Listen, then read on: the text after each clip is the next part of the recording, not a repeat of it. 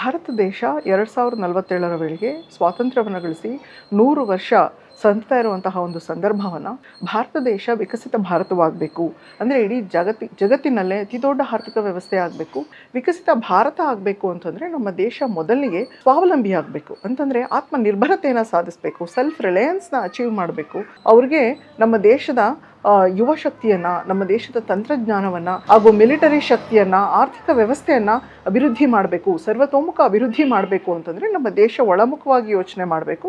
ಇದರ ಅರ್ಥ ನಾವು ಈ ಜಾಗತೀಕರಣದ ಒಂದು ವ್ಯವಸ್ಥೆನಲ್ಲೇ ಇಟ್ಕೊಂಡು ನಮ್ಮ ದೇಶ ಆರ್ಥಿಕ ಪ್ರಗತಿಯನ್ನು ಸಾಧಿಸಬೇಕು, ರಕ್ಷಣಾ ವ್ಯವಸ್ಥೆಯಲ್ಲಿ ಪ್ರಚಂಡ ಒಂದು ಸಾಧನೆಯನ್ನು ಸಾಧಿಸಬೇಕು ಅಂತಂದಾದಾಗ ಹೆಚ್ಚು ಒಂದು ಗಮನವನ್ನು ನಮ್ಮ ದೇಶದ ಕೈಗಾರಿಕೋದ್ಯಮವನ್ನು ಬೆಳೆಸೋದು, ಸಣ್ಣ ಮತ್ತು ಮಧ್ಯಮ ಕೈಗಾರಿಕೆಗಳನ್ನ ಉತ್ಪಾದನೆಯನ್ನು ಹೆಚ್ಚಿಸೋದು, ನಮ್ಮ ದೇಶದ ಒಂದು ಮ್ಯಾನುಫ್ಯಾಕ್ಚರಿಂಗ್ ಬೇಸ್ ಏನಿದೆ ಅದನ್ನು ಜಾಸ್ತಿ ಮಾಡೋದ್ರ ಮುಖಾಂತರ ವಿಪುಲ ಉದ್ಯೋಗ ಅವಕಾಶಗಳನ್ನು ನಮ್ಮ ದೇಶದ ಯುವ ಶಕ್ತಿಗೆ ನೀಡೋದ್ರ ಮುಖಾಂತರ ನಮ್ಮ ದೇಶದ ಆರ್ಥಿಕತೆಯನ್ನು ಅಭಿವೃದ್ಧಿಗೊಳಿಸೋದು.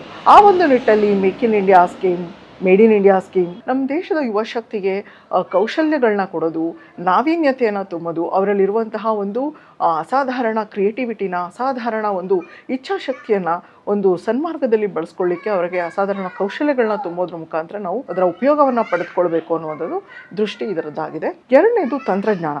ನಮ್ಮ ದೇಶದ ತಂತ್ರಜ್ಞಾನವನ್ನು ಎಷ್ಟು ಮಟ್ಟಿಗೆ ಅಭಿವೃದ್ಧಿ ಪಡಿಸಬೇಕು ಅಂತ ಅವ್ರು ಕನ್ಸ್ಕೊಂಡಿದ್ದಾರೆ ಅಂತಂದರೆ ಆರ್ಟಿಫಿಷಿಯಲ್ ಇಂಟೆಲಿಜೆನ್ಸು ಮತ್ತು ನಾವೇ ತಯಾರಿಸಿದಂತಹ ಸೆಮಿಕಂಡಕ್ಟರ್ ಚಿಪ್ಗಳನ್ನ ಹಾಗೂ ಡೀಪ್ ಟೆಕ್ನಾಲಜಿ ಅಂತ ಹೇಳ್ತೇವೆ, ಆಳವಾದ ತಂತ್ರಜ್ಞಾನ ಅಂತ, ಅದು ಮತ್ತು ಸೈಬರ್ ಸೆಕ್ಯೂರಿಟಿಯಲ್ಲಿ ಜಾಗತಿಕ ಮಟ್ಟದಲ್ಲಿ ನಾಯಕತ್ವವನ್ನು ಸಾಧಿಸಬೇಕು. 2025 ಅಂದರೆ ಸದರಿ ವರ್ಷದ ಕೊನೆಯಲ್ಲಿ ಈಗಾಗಲೇ ನಾವು ಆ ನಾಯಕತ್ವವನ್ನು ಸಾಧಿಸುವಂಥ ದಾಪುಗಾಲಿಟ್ಟಿದ್ದೇವೆ ಅಂತ ಹೇಳಲಿಕ್ಕೆ ನಾನು ತುಂಬ ಹರ್ಷಿತಳಾಗ್ತೇನೆ.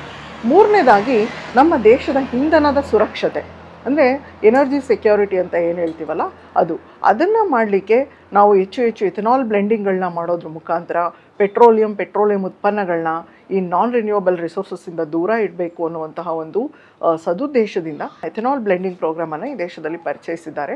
ಹಾಗೆಯೇ ವಿಶ್ವದ ಇತರ ರಾಷ್ಟ್ರಗಳ ಜೊತೆ ನಮ್ಮ ವಿದೇಶಾಂಗ ನೀತಿ ಹೇಗಿದೆ ಅಂತಂದರೆ ನಮ್ಮ ಇಂಧನ ಸುರಕ್ಷತೆ ನಮ್ಮ ವಿಕಸಿತ ಭಾರತದ ಕಲ್ಪನೆಗೆ ಪೂರಕವಾಗಿರಬೇಕು ಮತ್ತು ಆತ್ಮನಿರ್ಭರತೆಗೆ ಪೂರಕವಾಗಿರಬೇಕು ಅನ್ನೋ ದಿಕ್ಕಿನಲ್ಲೇ ಸಾಗ್ತಾ ಇದೆ. ಭಾರತ ದೇಶಕ್ಕೆ ಆರ್ಥಿಕ ಆತ್ಮನಿರ್ಭರತೆ ಅನ್ನೋದನ್ನು ಮೋದಿಯವರು 2020ರಲ್ಲಿ ಪರಿಚಯಿಸಿದ್ರು. ಅದು ಯಾವಾಗಪ್ಪ ಅಂತಂದರೆ ಜಗತ್ತಿನ ಎಲ್ಲ ರಾಷ್ಟ್ರಗಳು ಕೊರೋನಾದಿಂದ ಜರ್ಜರಿತರಾಗಿದ್ದಂತಹ ಸಂದರ್ಭದಲ್ಲಿ ಭಾರತ ದೇಶ 196 ರಾಷ್ಟ್ರಗಳಿಗೆ ವ್ಯಾಕ್ಸಿನ್ಗಳನ್ನ ಪೂರೈಕೆಗಳನ್ನ ಮಾಡೋದ್ರ ಮುಖಾಂತರ ವ್ಯಾಕ್ಸಿನ್ ಡಿಪ್ಲೊಮಸಿಯನ್ನು ಸಾಧನೆ ಮಾಡೋಂಥ ಸಂದರ್ಭದಲ್ಲಿ ನಮ್ಮ ಭಾರತ ದೇಶದ ಆರ್ಥಿಕತೆಯನ್ನು ಅಭಿವೃದ್ಧಿಗೊಳಿಸಲಿಕ್ಕೆ, ಆರ್ಥಿಕತೆಗೆ ವೇಗೋತ್ಕರ್ಷವನ್ನು ನೀಡಲಿಕ್ಕೆ 20 ಲಕ್ಷ ಕೋಟಿ ರೂಪಾಯಿಗಳ ಒಂದು ಪ್ಯಾಕೇಜನ್ನು ಭಾರತ ದೇಶಕ್ಕೆ ಕೊಡೋದ್ರ ಮುಖಾಂತರ ಆತ್ಮನಿರ್ಭರತೆಯನ್ನು ಸಾಧಿಸೋಣ ಅಂತ ಹೇಳಲಾಗಿತ್ತು. ಆ ಒಂದು 20 ಲಕ್ಷ ಕೋಟಿ ಏನು ಇನ್ವೆಸ್ಟ್ ಆಯಿತು, ಹೂಡಿಕೆ ಆಯಿತು ನಮ್ಮ ಭಾರತ ದೇಶದಲ್ಲಿ, ಅದರ ಪರಿಣಾಮವಾಗಿ ಈ ಜಗತ್ತಿನ ಎಲ್ಲ ರಾಷ್ಟ್ರಗಳು ಆರ್ಥಿಕ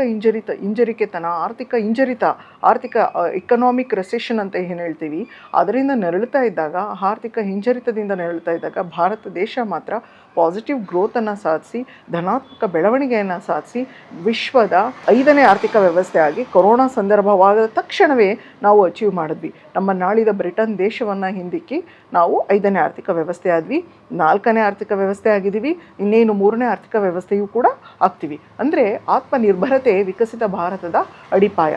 ಮತ್ತು ಇತ್ತೀಚೆಗೆ ಆಗಸ್ಟ್ 2025ರಲ್ಲಿ ಅಮೆರಿಕ ದೇಶ ತನ್ನ ಅಹಂಕಾರವನ್ನು ಪ್ರದರ್ಶನ ಮಾಡಿತು. ಏನಂದರೆ ನಾವು ರಷ್ಯನ್ ಆಯಿಲನ್ನು ಕೊಂಡ್ಕೊಳ್ತಾ ಇರೋದ್ರಿಂದ, ರಷ್ಯಾ ತೈಲವನ್ನು ನಾವು ಕೊಂಡ್ಕೊಳ್ತಾ ಇರೋದ್ರಿಂದ ಅದನ್ನು ನಿರ್ಬಂಧ ಏರಿಕೆ ಮಾಡಬೇಕು ಅಂತ ಹೊರಟಿದ್ದಾಗ ನಾವು ಅವ್ರ ಮಾತನ್ನು ಕೇಳಲಿಲ್ಲ. ಯಾಕಂದರೆ ನಾವು ಮಲ್ಟಿಪೋಲಾರ್ ಡಿಪ್ಲೊಮೆಸಿಯಲ್ಲಿ ಮಲ್ಟಿ ಅಲೈನ್ಮೆಂಟ್ ಸ್ಟ್ರಾಟಜಿಯನ್ನು, ಬಹುಜೋಡಣ ವಿದೇಶಾಂಗ ನೀತಿಯನ್ನು ನಾವು ಪಾಲಿಸ್ತಾ ಇದ್ದೀವಿ. ಸ್ವಾತಂತ್ರ್ಯ ನಂತರ ನಾವು ನಾನ್ ಅಲೈನ್ಮೆಂಟ್ ಪಾಲಿಸಿಯನ್ನು ಮಾಡ್ತಾ ಇದ್ವಿ. ಆಗ ನಾವು ವಿಶ್ವದ ಯಾವ ಒಂದು ಪವರ್ ಬ್ಲಾಕ್ ಜೊತೆನೂ ಸೇರ್ಕೊಳ್ತಾ ಇರಲಿಲ್ಲ. ನಮಗೆ ಎಲ್ಲದರಲ್ಲೂ ಭಯ ಆಯಿತು. ಯಾಕಂತಂದರೆ ನಮ್ಮ ದೇಶ ಬಡತನ, ನಿರುದ್ಯೋಗ, ಆರ್ಥಿಕತೆ ಎಲ್ಲದರಲ್ಲೂ ದುರ್ಬಲವಾಗಿತ್ತು. ನಮಗೆ ಯಾವ ದೇಶದ ಸಹವಾಸನೂ ಬೇಡಪ್ಪ ಅನ್ನುವಂಥ ಸಿಚುವೇಷನಲ್ಲಿ ನಾವಿದ್ವಿ. ನಾನ್ ಅಲೈನ್ಮೆಂಟಿಂದ ನಾವು 2014ರಿಂದ ಇತ್ತೀಚೆಗೆ ಮಲ್ಟಿ ಅಲೈನ್ಮೆಂಟ್ ಸ್ಟ್ರಾಟಜಿಯನ್ನು ಜೈಶಂಕರ್ ರವರ ನೇತೃತ್ವದಲ್ಲಿ ತಂದ್ವಿ. ಮಲ್ಟಿ ಅಲೈನ್ಮೆಂಟ್ ಸ್ಟ್ರಾಟಜಿಯಲ್ಲಿ ನಾವು ರಷ್ಯಾ ಜೊತೆನೂ ಎಂಗೇಜ್ ಆಗ್ತೀವಿ, ಯುಕ್ರೇನ್ ಜೊತೆನೂ ಎಂಗೇಜ್ ಆಗ್ತೀವಿ, ರಷ್ಯಾಕ್ಕೂ ಮತ್ತೆ ಹೋಗ್ತೀವಿ, ಯುಕ್ರೇನ್ಗೂ ಮತ್ತೆ ಹೋಗ್ತೀವಿ. ಅಮೇರಿಕದ ಯಾವ ಮಾತನ್ನು ಕೇಳುವಂತಹ, ಅಮೇರಿಕದ ಮುಂದೆ ಮಂಡಿ ಊರಿ ಕುಳಿತುಕೊಳ್ಳುವಂತಹ ಒಂದು ಪರಿಸ್ಥಿತಿ ಭಾರತ ದೇಶಕ್ಕಿಲ್ಲ. ಯಾಕಂದರೆ ಆರ್ಥಿಕವಾಗಿ ನಾವು ಸದೃಢರಾಗಿದ್ದೇವೆ, ತಂತ್ರಜ್ಞಾನ ವಿಭಾಗದಲ್ಲಿ ಸದೃಢರಾಗಿದ್ದೇವೆ, ರಕ್ಷಣಾ ವಿಭಾಗದಲ್ಲಿ ಸದೃಢರಾಗಿದ್ದೇವೆ. ಎಲ್ಲಕ್ಕಿಂತ ಭಾರತ ದೇಶ ಸರ್ವತೋಮುಖ ರೀತಿಯಲ್ಲಿಯೂ ಜಾಗತಿಕ ಭೂಪಟದಲ್ಲಿ ಅತಿ ಎತ್ತರದ ಸ್ಥಾನದಲ್ಲಿ ಇವತ್ತು ಇದೆ. ನಾವು ರಷ್ಯನ್ ತೈಲವನ್ನು ಕೊಂಡ್ಕೊಳ್ಳಿಕ್ಕೆ ಮುಂದುವರಿಸಿದ್ವಿ ಅನ್ನೋ ಒಂದು ಕಾರಣಕ್ಕೋಸ್ಕರ ಅಹಂಕಾರದ ಒಂದು ಪರಮಾವಧಿಯನ್ನು ದಾಟಿ ಅವರು ಭಾರತ ದೇಶದ ಉತ್ಪನ್ನಗಳ ಮೇಲೆ, ಭಾರತ ದೇಶದ ಸರಕು ಸಾಗಣೆಯ ಮೇಲೆ 50% ಶುಲ್ಕವನ್ನು ವಿಧಿಸುವುದರ ಮುಖಾಂತರ ತಮ್ಮ ಅಹಂಕಾರವನ್ನು ಪ್ರದರ್ಶನ ಮಾಡಿತು. ನಮ್ಮ ಒಂದು ಏನು ಆರ್ಥಿಕ ವಹಿವಾಟಿದೆ ಅಮೇರಿಕ ದೇಶದ ಜೊತೆ, ಅದನ್ನು ಮೀರಿ ನಾವು ವೈವಿಧ್ಯತೆಯನ್ನು ಸಾಧಿಸೋಣ. ಅಮೇರಿಕ ದೇಶವನ್ನು ಮೀರಿ ನಾವು ಯುರೋಪ್ ರಾಷ್ಟ್ರಗಳ ಜೊತೆ, ಗಲ್ಫ್ ರಾಷ್ಟ್ರಗಳ ಜೊತೆ, ಆಫ್ರಿಕನ್ ರಾಷ್ಟ್ರಗಳ ಜೊತೆ ನಾವು ವ್ಯಾಪಾರ ವಹಿವಾಟನ್ನು ನಡೆಸೋದ್ರ ಮುಖಾಂತರ ನಮ್ಮ ಆರ್ಥಿಕತೆಯನ್ನು ಮುಂದುವರಿಸೋಣ, ಆರ್ಥಿಕತೆಗೆ ಒಂದು ವೇಗಕ್ಕೆ ಚಾಲನೆಯನ್ನು ಕೊಡೋಣ ಅಂತ ಮೋದಿಯವರು ನಿರ್ಧಾರ ಮಾಡಿದ್ರು. ಅದೊಂದಾಯಿತು. ಎರಡನೇದಾಗಿ ಮೌಲ್ಯವರ್ಧನೆ ಮಾಡೋದು ನಮ್ಮ ಸರಕು ಸಾಗಾಣಿಕೆಗಳ ಮೇಲೆ, ಎಸ್ಪೆಷಲಿ ಆಭರಣ ಹಾಗೂ ಬಟ್ಟೆ, ಅವುಗಳ ಮೇಲೆ ಮೌಲ್ಯವರ್ಧನೆ ಮಾಡೋದ್ರ ಮುಖಾಂತರ ಉತ್ಪನ್ನಗಳಲ್ಲಿ ಹೊಸತನವನ್ನು ತರೋಣ. ಮತ್ತು ಈ ಶುಲ್ಕ ಹಾಕುವಂತಹ ಒಂದು ವಿಧಿಯಿಂದ, ಶುಲ್ಕ ಹಾಕುವ ಒಂದು ನಿರ್ಬಂಧದಿಂದ ನಾವು ಆಚೆ ಬರೋಣ ಅಂತ ಅವುಗಳನ್ನ ಮೌಲ್ಯವರ್ಧನೆ ಅಂದರೆ ಹೈ ವ್ಯಾಲ್ಯೂ ಆ್ಯಡೆಡ್ ಪ್ರಾಡಕ್ಟ್ಸ್ನಾಗಿ ನಾವು ಅಮೇರಿಕಕ್ಕೆ ಕಳಿಸೋಣ ಅಂತ ಇನ್ನೊಂದು ಜಂಟಿ ವಹಿವಾಟನ್ನು ಮಾಡೋದು, ಜಾಯಿಂಟ್ ವೆಂಚರ್ಸನ್ನು ಮಾಡೋದು.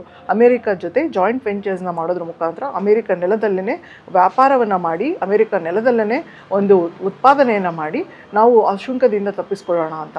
ಅಂದರೆ ಅಮೇರಿಕ ಒಡ್ಡಿದ ಸವಾಲನ್ನೇ ಪ್ರತಿ ಸವಾಲು ಅಂತಂದರೆ ನಮ್ಮ ದೇಶ ಇನ್ನಷ್ಟು ಮುಂದುವರಿತಾ ಇದೆ.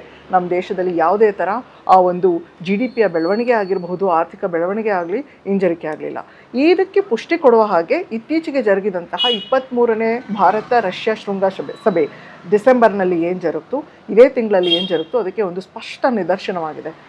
ರಷ್ಯಾದ ನಾಯಕರು ಪುಟಿನ್ರು ಭಾರತಕ್ಕೆ ಭೇಟಿ ಕೊಡೋದ್ರ ಮುಖಾಂತರ ರಷ್ಯಾ ಮತ್ತು ಭಾರತದ ಸಂಬಂಧವನ್ನು ಮತ್ತಷ್ಟು ಗಟ್ಟಿಯನ್ನಾಗಿ ಆತ್ಮನಿರ್ಭರರಾಗುವಂತಹ ಸಂದರ್ಭದಲ್ಲಿ ಮಾಡಿದ್ದು ಈ ಒಂದು ವೇಗೋತ್ಕರ್ಷವನ್ನು ನೀಡುತ್ತೆ ಅಂತ ಹೇಳಲಿಕ್ಕೆ ನಾನು ಇಷ್ಟಪಡ್ತೇನೆ.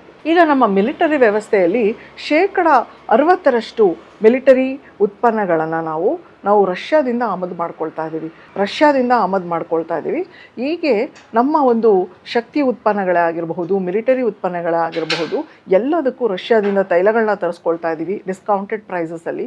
ಅಂದರೆ ನಮ್ಮ ದೇಶದ ಹಿತಾಸಕ್ತಿಯನ್ನು ಕಾಯಲಿಕ್ಕೆ ನಾವು ಯಾರ ಮಾತನ್ನು ಕೇಳ್ತಿಲ್ಲ. ಪಾಶ್ಚಿಮಾತ್ಯ ಸರ್ಕಾರಗಳ, ಪಾಶ್ಚಿಮಾತ್ಯ ದೇಶಗಳ ಒತ್ತಡಕ್ಕೂ ನಾವು ಮಣಿದೆ ರಷ್ಯಾದಿಂದ ಒಂದು ತೈಲವನ್ನು ಆಮದು ಮಾಡಿಸ್ಕೊಳ್ಳುವಂತಹ ಪ್ರಕ್ರಿಯೆಯನ್ನು ನಾವು ಮುಂದುವರಿಸೋದ್ರ ಮುಖಾಂತರ ನಮ್ಮ ಒಂದು ಇಂಧನ ಸುರಕ್ಷತೆ, ಎನರ್ಜಿ ಸೆಕ್ಯೂರಿಟಿಯನ್ನು ನಾವು ಸಾಧಿಸ್ತೀವಿ ಅಂತ ಹೇಳಲಿಕ್ಕೆ ತುಂಬ ಖುಷಿಯಾಗುತ್ತೆ.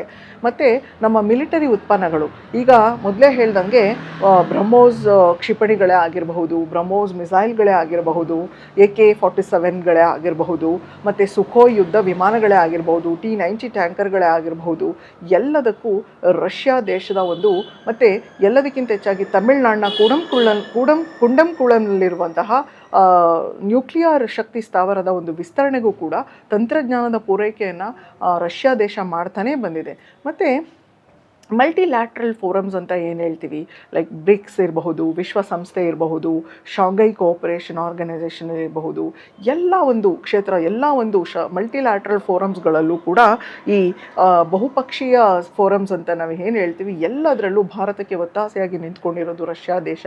ವಿಶ್ವಸಂಸ್ಥೆಯಲ್ಲಿ ನಾವು ಶಾಶ್ವತ ಸದಸ್ಯ ಸ್ಥಾನವನ್ನು ಪಡ್ಕೊಳ್ಬೇಕು ಅನ್ನುವಂತಹ ಭಾರತ ದೇಶದ ಅವಿರತ ಪ್ರಯತ್ನಕ್ಕೆ ಯಾವಾಗಲೂ ರಷ್ಯಾ ದೇಶ ಹೆಲ್ಪ್ ಮಾಡ್ತಾನೆ ಬಂದಿದೆ, ಸಹಾಯ ಹಸ್ತವನ್ನು ತೋರಿಸ್ತಾನೆ ಬಂದಿದೆ, ಸ್ಥಿರವಾಗಿ ನಮ್ಮನ್ನು ಬೆಂಬಲಿಸ್ತಾನೆ ಬಂದಿದೆ. ಮತ್ತು ನಾವು ಸ್ಟ್ರಾಟಜಿಕ್ ಅಟಾನಮಿಯನ್ನು, ಅಂದರೆ ಒಂದು ಕಾರ್ಯತಂತ್ರದ ಒಂದು ಸ್ವಾತಂತ್ರ್ಯವನ್ನು ಸಾಧಿಸಲಿಕ್ಕೆ ನಾನು ಮೊದಲೇ ಹೇಳಿದಾಗೆ ಅಮೇರಿಕ ದೇಶದ ಯಾವ ಒಂದು ಒತ್ತಡಕ್ಕೂ ಮಣಿಯದೆ ನಾವು ರಷ್ಯಾ ದೇಶದೊಳಗಡೆ ರಷ್ಯಾ ದೇಶದೊಂದಿಗೆ ನಾವು ಬೆಳೆಸ್ಕೊಂಡು ಬಂದಿರುವಂತಹ ಆ ಡಿಪ್ಲೊಮ್ಯಾಟಿಕ್ ರಿಲೇಷನ್ಶಿಪ್ ಅಂತಂದರೆ ವಿದೇಶಾಂಗ ನೀತಿ ಇದೆಯಲ್ಲ, ಅದು ನಮ್ಮ ದೇಶದ ಸ್ಟ್ರಾಟಜಿಕ್ ಅಟಾನಮಿಯನ್ನು ತೋರಿಸುತ್ತೆ. ಈ ಎಲ್ಲ ಒಂದು ಭಾರತ ದೇಶ ವಿಕಸಿತ ಭಾರತವಾಗುವಂತಹ ಅಮೃತ ಕಾಲದಲ್ಲಿ ನಮ್ಮ ಯುವಶಕ್ತಿಯನ್ನು ಬಳಸ್ಕೊಳ್ಳೋದು ಹೇಗೆ, ನಮ್ಮ ದೇಶದಲ್ಲಿರುವ ತಂತ್ರಜ್ಞಾನವನ್ನು ಬಳಸ್ಕೊಳ್ಳೋದು ಹೇಗೆ, ನಮ್ಮ ದೇಶದಲ್ಲಿರುವ ಇಂಧನ ಸುರಕ್ಷತೆಯನ್ನು ಸಾಧಿಸೋದು ಹೇಗೆ, ನಮ್ಮ ಮಿಲಿಟರಿಯನ್ನು ಶಕ್ತಿವರ್ಧನೆ ಮಾಡೋದು ಹೇಗೆ, ನಮ್ಮ ಒಂದು ಸಣ್ಣ ಮತ್ತು ಮಧ್ಯಮ ಕೈಗಾರಿಕೋದ್ಯಮವನ್ನು ಬೆಳೆಸೋದು ಹೇಗೆ, ಸರ್ವತೋಮುಖವಾಗಿ ಭಾರತ ದೇಶದ ಅಭಿವೃದ್ಧಿಯನ್ನು ಸಾಧಿಸೋದು ಹೇಗೆ ಎನ್ನುವಂತಹ ಒಂದು ಸುಸಂದರ್ಭದಲ್ಲಿ ಭಾರತ ಮತ್ತು ರಷ್ಯಾ ದೇಶದ ನಡುವಿನ ವಿದೇಶಾಂಗ ನೀತಿಯು ಇದಕ್ಕೆ ಪೂರಕವಾಗಿ ನಿಲ್ಲುತ್ತೆ ಅಂತ ಹೇಳಲಿಕ್ಕೆ ನಂಗೆ ತುಂಬ ಖುಷಿಯಾಗುತ್ತೆ.